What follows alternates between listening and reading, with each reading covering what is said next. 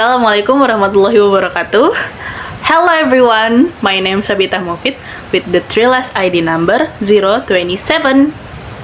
Okay, so today I wanna give you a story about twisted mystery thriller that called The Hundred Men by Jack Curley. This story tell about detective that hunting a headless body killer in Alabama. But it turns out his biggest enemy isn't just the murderer, but it's his own past.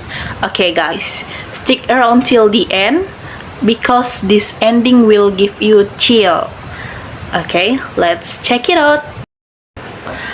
Okay, so guys, here our main character is Carson Ryder. He is a young homicide detective in Mobile, Alabama, and then a year earlier he became a local hero for single-handedly cracking a horrific serial murder case, and because of that he and his partner Harry Nautilus now lead a special unit built for strength. And one night they find a headless body in the park, placed neatly under a streetlight, no blood at all, with a tiny cryptic message written on the skin. Days later, the second victim turns up with the same pattern. Carson is convinced this isn't a random killing, it's to control, to persist. But his captain, Squill, who cares more about his political career, keeps blocking the investigation at every turn. As Carson digs deeper, he uncovers tangled threads everywhere. And there's Eva, the brilliant new medical examiner secretly battling severe alcoholism, and Carson become protective of her until the two fall in love. And after that, then there is also Carson's own hidden secret. It turns out his name isn't Ryder. Real name isn't Ryder. It's Rich Cliff. And he has an older brother, it's Jeremy, that locked away in psychiatric facility for murdering 5 women. And Jeremy is brilliant but deeply manipulative, and secretly he was the real genius behind Carson solving his earlier famous case. And every time Carson needs his help, he has to pay a horrifying price, like letting Jeremy burn his arm. Like, it's a sick ritual left over from their abusive childhood. Okay, so there is also a blackmail subplot that tangles up the investigation even more, involving the medical examiner's husband and a corrupt surgeon, but it turns out to be a dead end.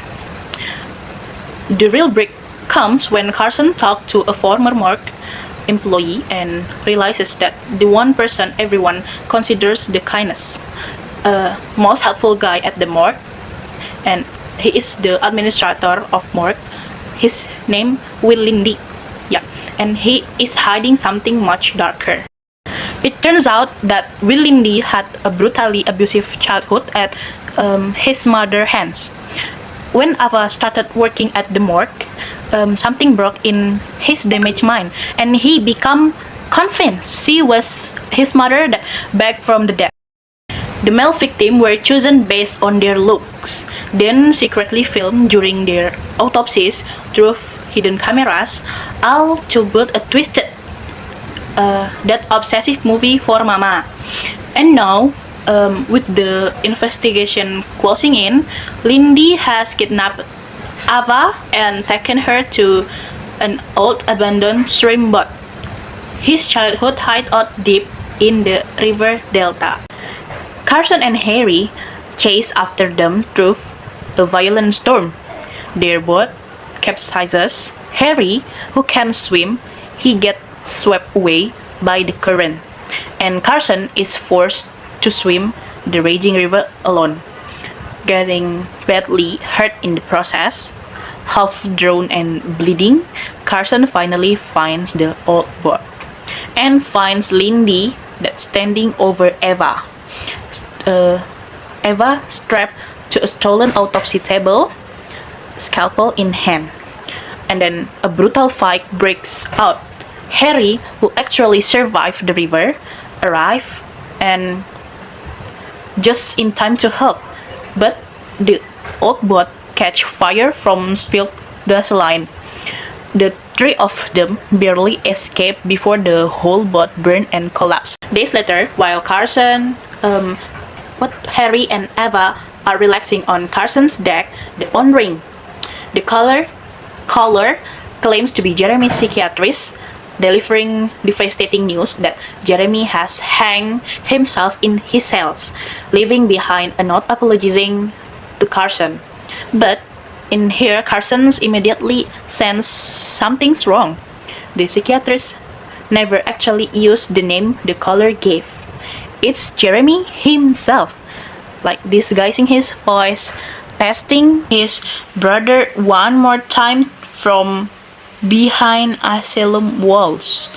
Carson doesn't get angry.